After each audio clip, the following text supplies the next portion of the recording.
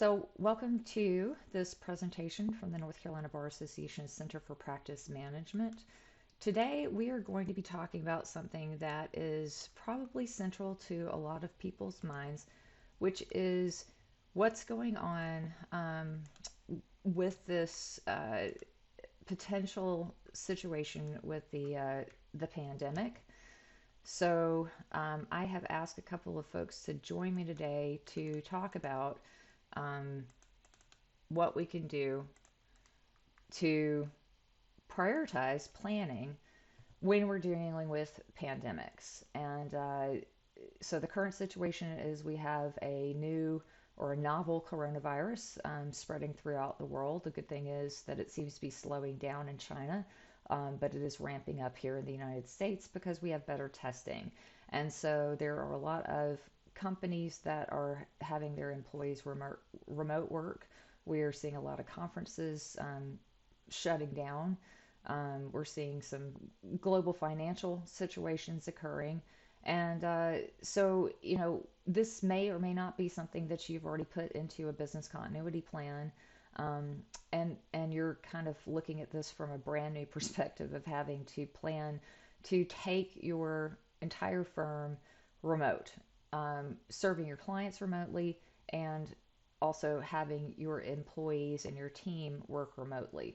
And so that's kind of the scenario that we're going to discuss today, and how you prioritize, how you attack this, um, kind of, being thrown into the pond and having to learn how to swim immediately. And joining me today is Heidi Alexander, who is the Deputy Director at Lawyers Concerned for Lawyers at the Massachusetts Law Office Management Assistance Program. Heidi was co-chair of Tech Show with me this year, and she, in addition to many other topics, is also an expert in technology. Additionally, we have Brooke Moore, who is also on the board at Tech Show with me, and she is the founder of My Virtual Lawyer. So she is one of the best people I can think of right off the top of my head to talk about how do you switch from having an on-premise brick and mortar law firm to serving your clients remotely, and the types of things that you need to think about and the types of technologies that come into play. So what we're going to do is we're going to actually do this live and just discuss a big long list of different things to think about, and try to talk about where we're going to go in terms of prioritizing kind of law firm operations, and then also serving your clients, which comes first. When we talk about putting your oxygen mask on first, what do we need to do to get the firm prepared? What do we need to do to get our clients prepared? And how do we keep doing what we do uh, so that we do have that business continuity? So, ladies, any thoughts?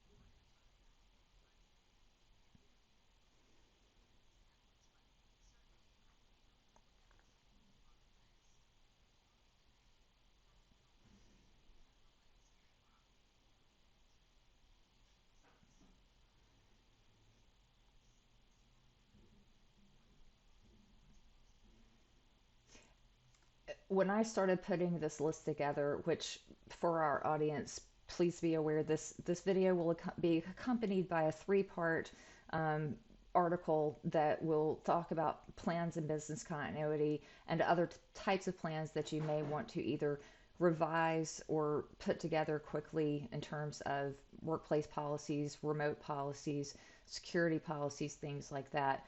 But really, at a certain point, we may be past getting the time to plan and towards the getting action. So when I thought about it, I thought, what are the first like three things that you need to be able to do? Communicate, um, work on files, and be able to look at your calendar. So you need to know what your deadlines are. You need to be able to communicate with your clients and your team, and you need to be able to work on files. So taking those things into account, let's talk about just at a bare bones telephony. Like, we've all got phones. How do you move from your office phone system into working from home? And what are some of the resources that we have to migrate those phone calls through like a PBX system at work or even a voice over IP? Like, what are your options? How do we do this?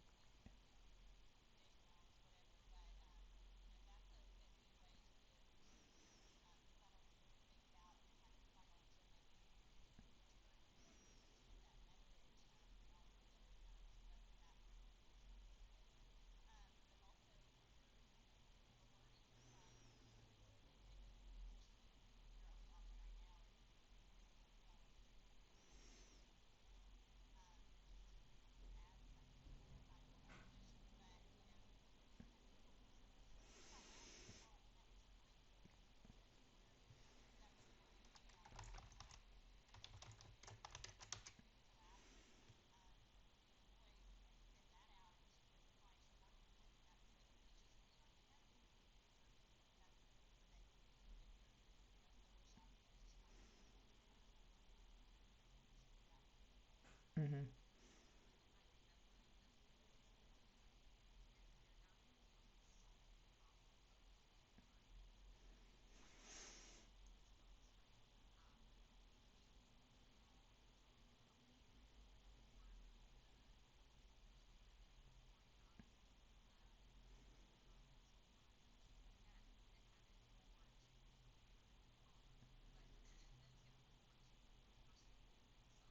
Right.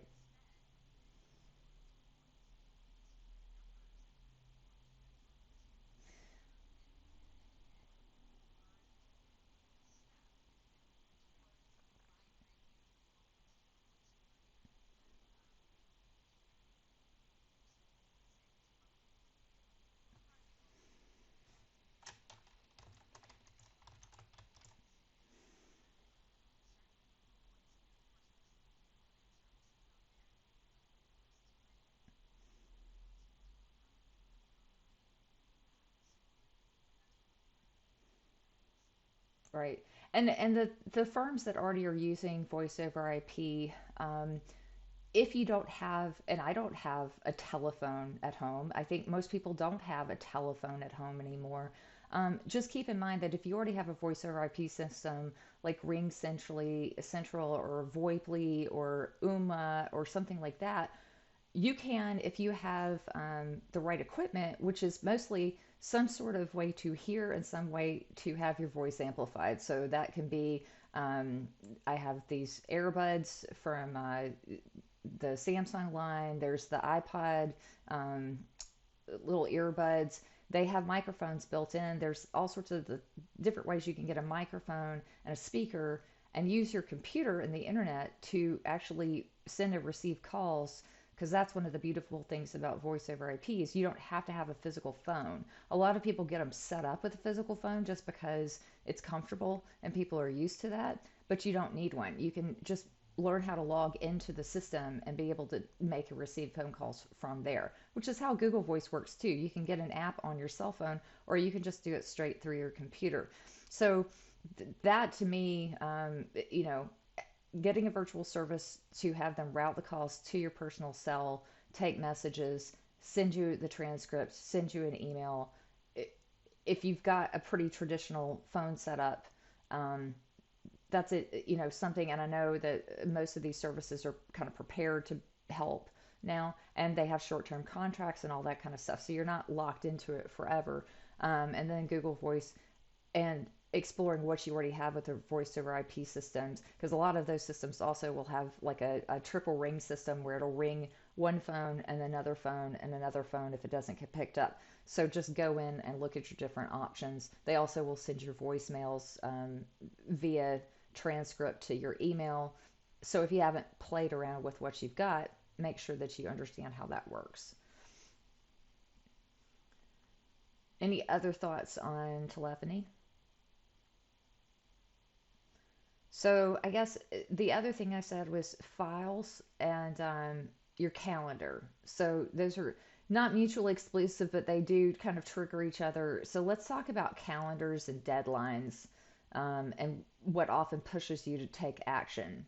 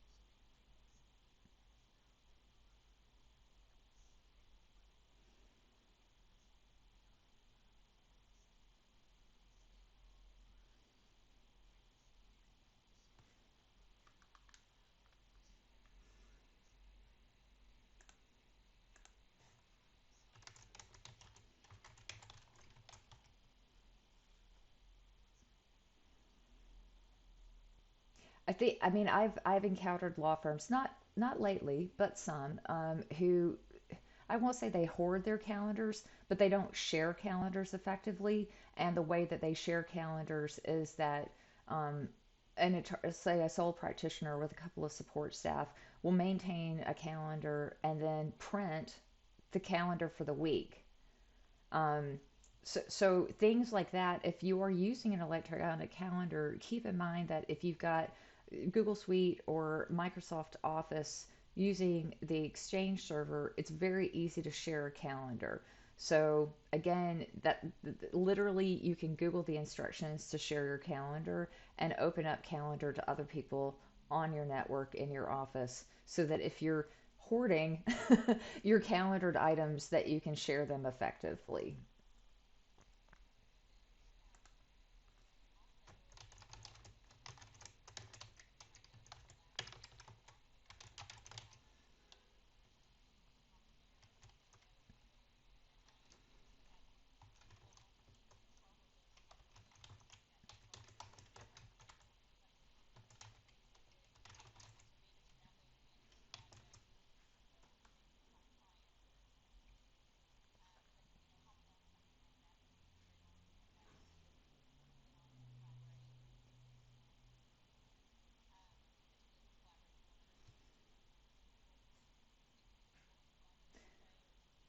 Sure. And there's things like Todoist, And then if you are using Office 365, their To Do, they bought Wunderlist, and so now they have this product called To Do. And if you flag an email, it shows up in there, but also you can create shared to-do list. So if everybody's maintaining a separate calendar and you just need kind of a list of action items for everybody to take care of, you can do it through that. And I love the notion of project management, um, so that you're really just focusing on what needs to happen and not everything on your calendar, which may be a little be overwhelming depending on how much stuff you put in your calendar. Um, Heidi, any other thoughts about calendaring and deadlines?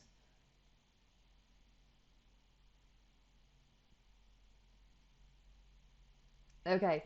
So, yeah, that I think kind of being able to communicate. Obviously, we probably don't need to talk too much about email amongst your team, because everybody probably has that down pat at this point. That said, if you think about your team going remotely and they're using Outlook at their desks and they've never gotten the Outlook app on their phone because they're not expected to work from home, um, just be aware that if you're using Google, obviously it's available to anybody who has a browser and a username and a password. If you're using Office 365, if the team doesn't have the software installed, that doesn't mean they don't have the availability. They can just go to office.com and log in with their account, and they can see Outlook and the calendars and everything else. They may not have actually played around with this because, again, you may have people who work for you who are not expected to, the lawyers may be a little bit more poised to work remotely because they already work too many hours and don't cut off and check email over the weekend and stuff like that, but your team may not. And so a lot of times thinking about what may be second nature to the attorney is something that needs to be communicated, to the team. And the good thing is email is probably one of the easiest problems to solve in terms of being remote, which kind of gets me to the files. I've distinguished between closed files and active files. We're only looking at active files right now. Um, but say that your office is pretty paper intensive, um, and you've got an old school server, located on premise, and you everybody prints stuff out and puts it in, Redwells. What do we do?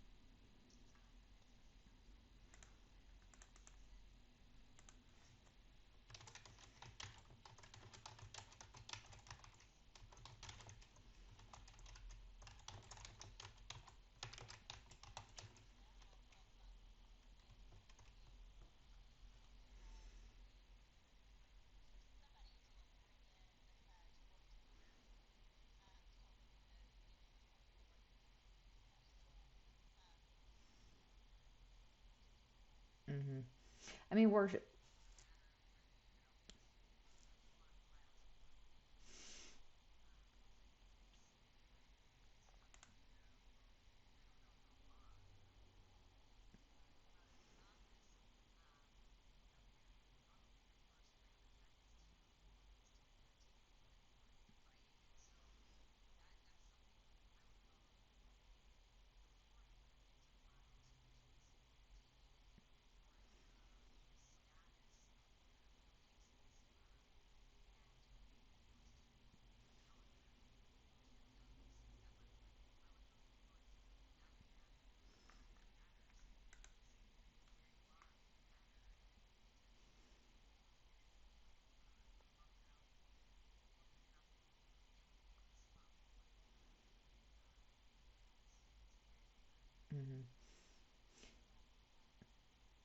And I guess the other thing that I want to remind everyone is that most of these paper files that you have in your office didn't generate themselves on typewriters. So you have the whole concept of born digital. So before you go to the paper file, where does the electronic file live? It was probably generated on a computer, um, emailed to you, something like that. So gathering up the electronic files, and if you haven't been, storing them in the cloud, it's not too tricky to drag and drop folders from your computer to any cloud storage.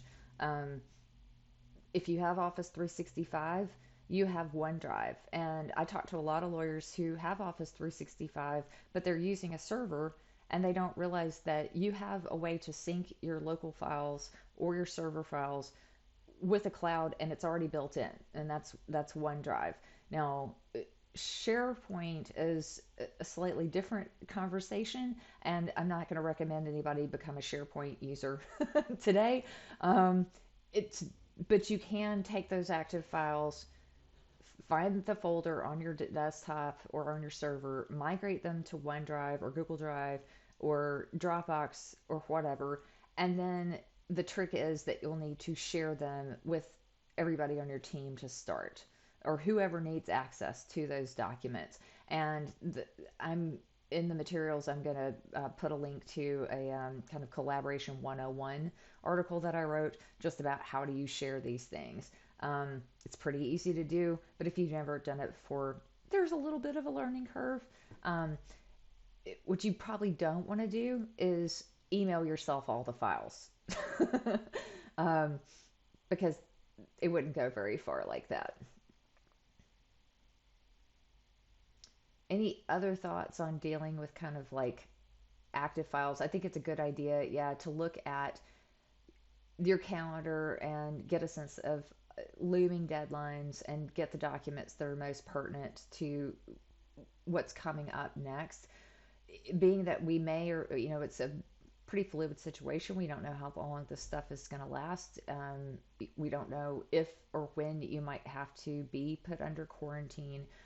So start making those changes and figuring out that stuff, and get a hold of your deadlined items or things that are coming up in the next month or so.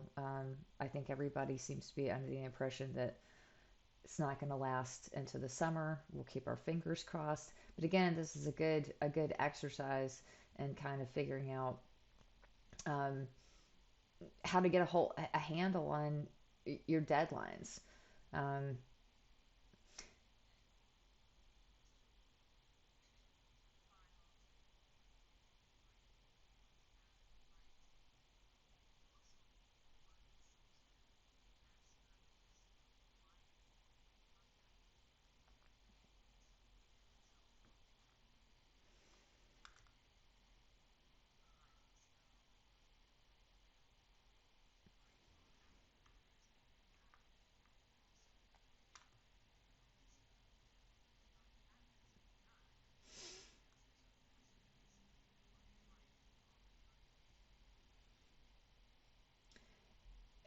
and that gets us to something that I have in the materials, but not on the list.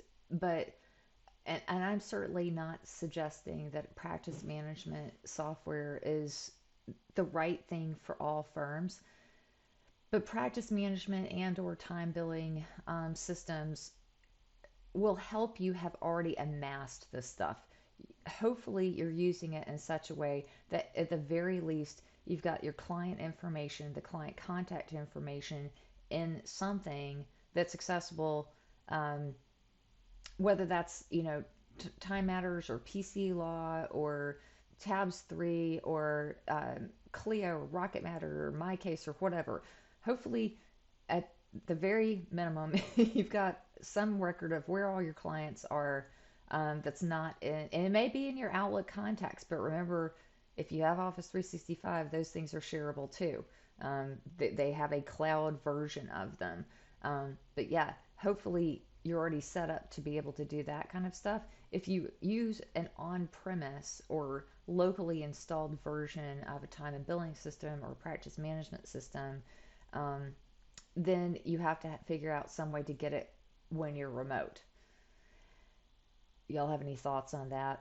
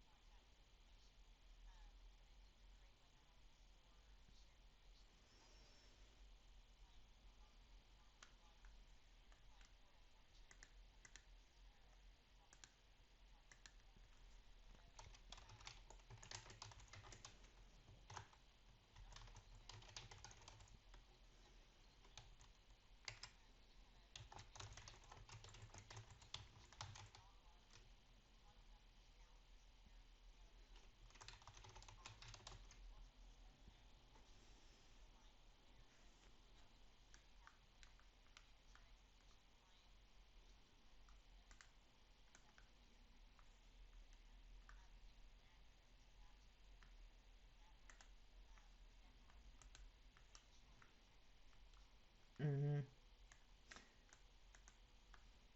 So yeah, the sharing files and communicating with files, using client portals that are possibly already built into what you have, and we'll have some information about that in the materials.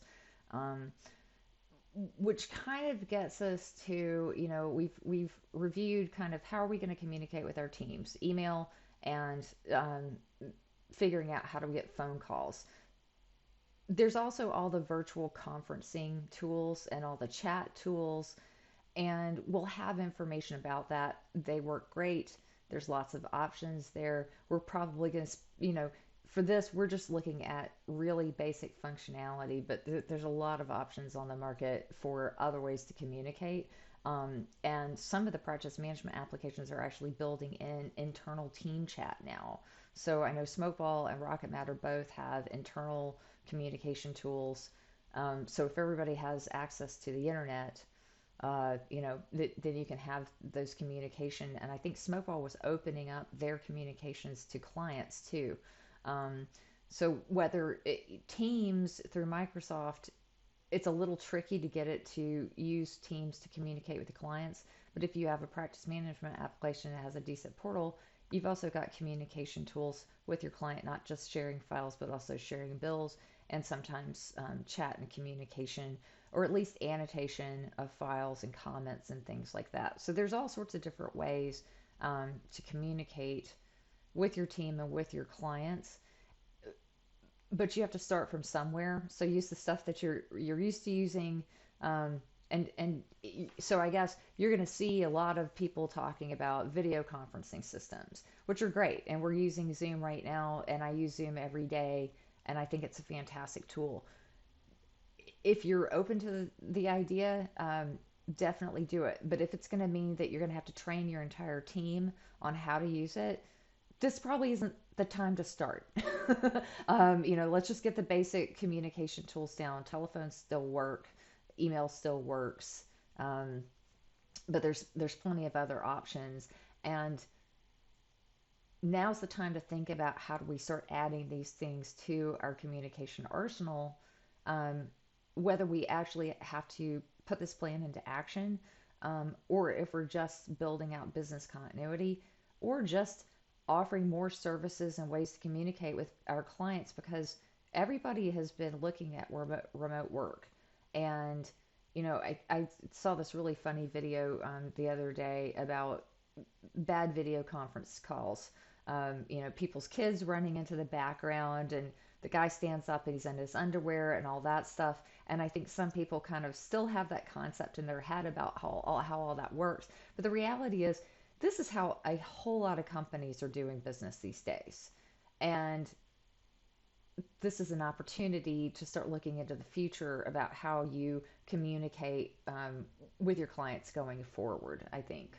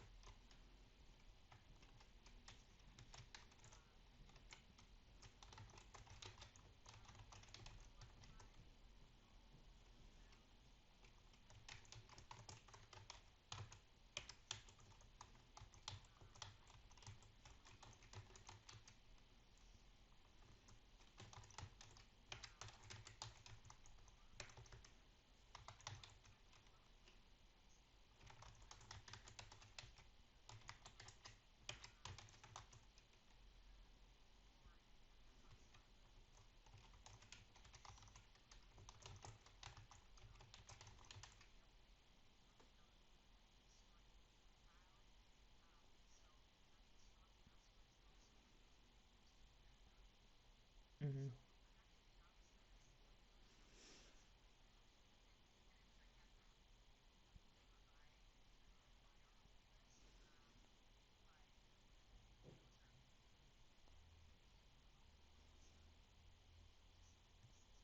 Yep. So yeah, because well, and confidentiality doesn't go out the window because we have a pandemic. Uh, your responsibilities to serve your clients and serve them confidentially um, are exactly the same no matter what the circumstance. It's something that I remind people when you think about business continuity and disaster planning. Um, Many times these are going to be localized so that if you serve clients throughout the entirety of a state or in multiple states, what's happening to you may not be happening to everybody else, which is why you need a business continuity plan. Um, a lot of the law firms on the coast, they have good plans and they have plans that include being off site. And so they probably have a leg up in terms of planning because that they are, prepared to be scattered to the wind. Um, Whereas a firm that is less inclined to have to build a plan that includes uh, everybody going and sheltering in place or going home or going, like during the hurricanes in Louisiana and Texas, people have to leave the state and they had to continue to serve their clients um, despite the fact that they no longer had an office. And so those firms, if you know a firm who's in that position, talk to them about what they do. How do they set things up? Because they've probably already anticipated some of this stuff, whereas more landlocked or less disaster prone firms may not have thought through these things because they've just never had to. Let's talk about working with the courts a little bit. Heidi, you kind of brought up the concept of you know court assigned cases and going to the courts and all that kind of stuff. I really haven't seen much from the courts other than some of the courts in the state of Washington um, shutting down. I don't know what their business continuity plans are. So far as I can tell, the best advice is that keep an eye on the court's website and hopefully they'll be proactive in communicating what their plans are for business continuity, how you can have appearances through video conferencing, things like that. If they already have an e-filing system, if you don't know how to use the e-filing system, you've got a person in your office who uses it and you don't, you probably need to learn how now to use the e-filing system. But Heidi, you made mention of how lawyers get paid, especially when they do court appointed work, which brought up an interesting topic of conversation.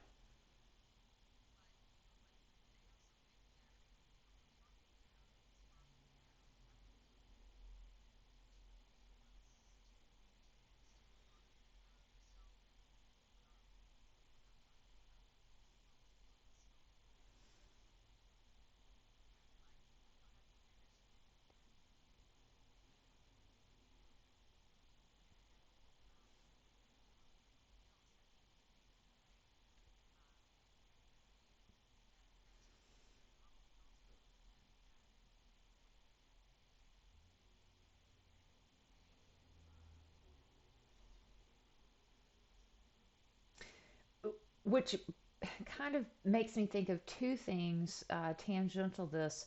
Um, One is sending the bills to your clients. So a lot of law firms still send bills through the mail. So let's assume that that's going to be more difficult when you're not in your office with your printer and your letterhead and all that kind of stuff. And let's hope that the mail still runs. So, one of the things that I often encourage firms to do is rethink sending paper bills and emailing the bills to their clients and taking credit cards. Um, so, I guess any thoughts about those things?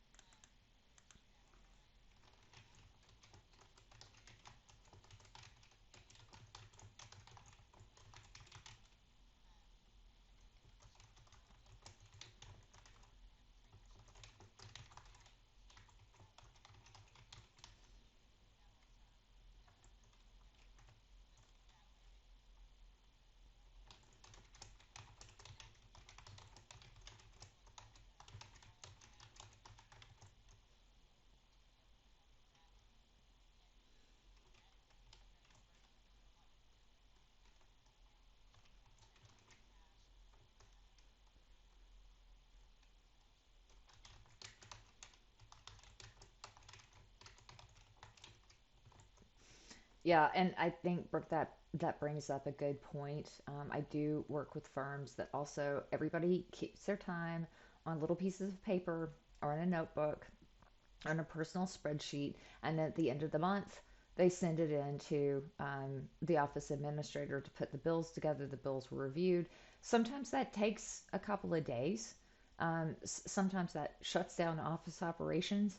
And so, again, we're not going to be able to fix all these problems right away.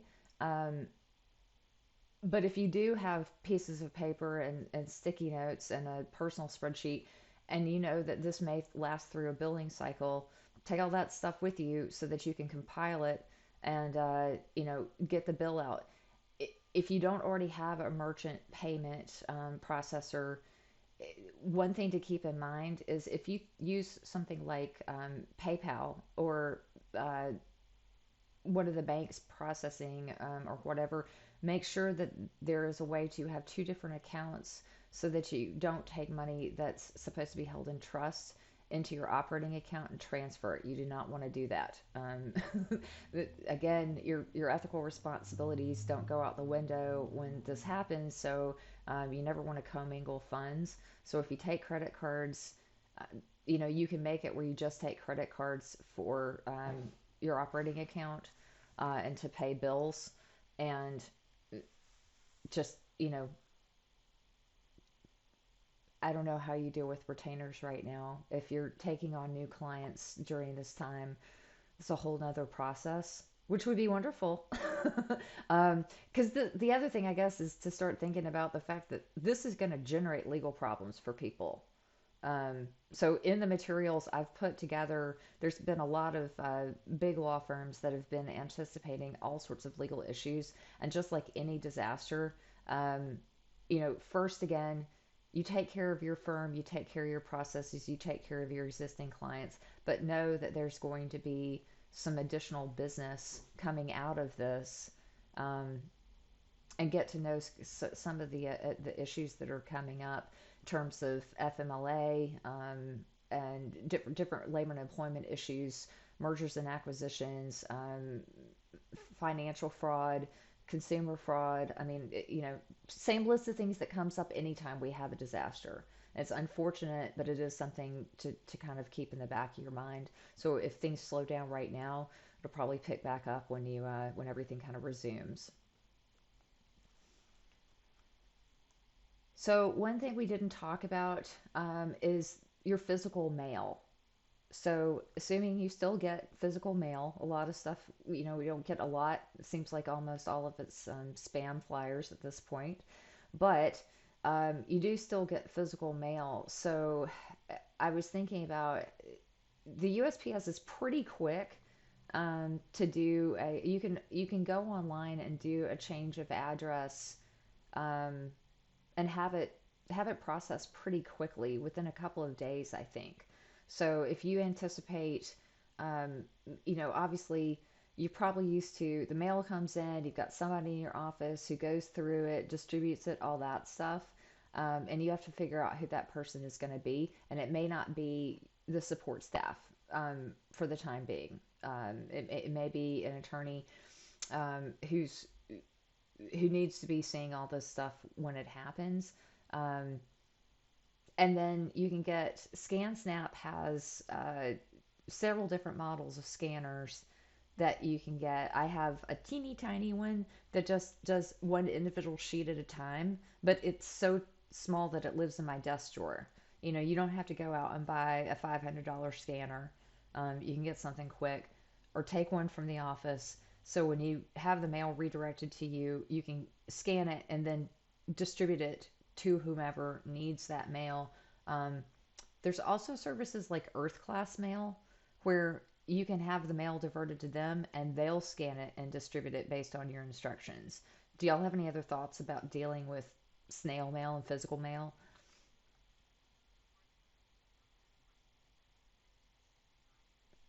Okay.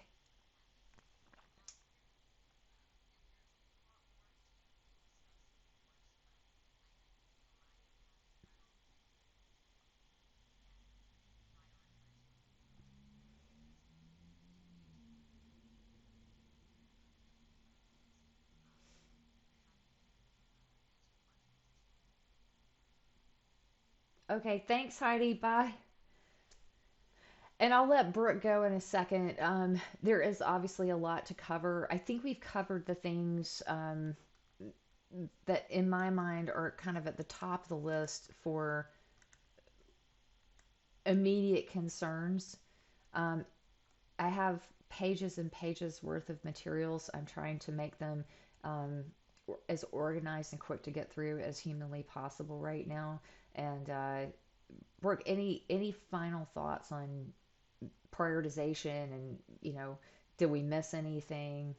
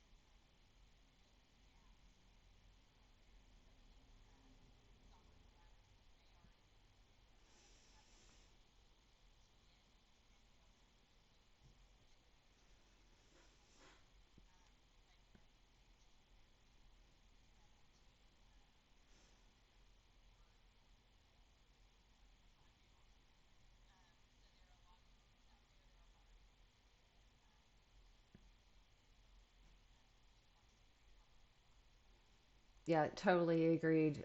So kind of get your priority plan in place. Look at what you already have before you add things, and know that we're not looking at long term strategy necessarily here to start. So get the stuff that you can get for free or low cost, or there's a whole lot of 30-day trials.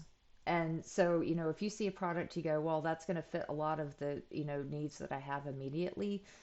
Get a 30-day free trial. And then, you're you're on your way to both testing something and thinking about your business continuity plan in the future and filling a need that you have right now. So I appreciate this. If you have questions for Brooke or Heidi or myself, email me. I will pass them along to them. And again, we'll have more materials on the CPM blog at cpm.ncbar.org that you can avail yourself of. And thank you, Brooke, um, for talking to us today. And good luck and stay safe.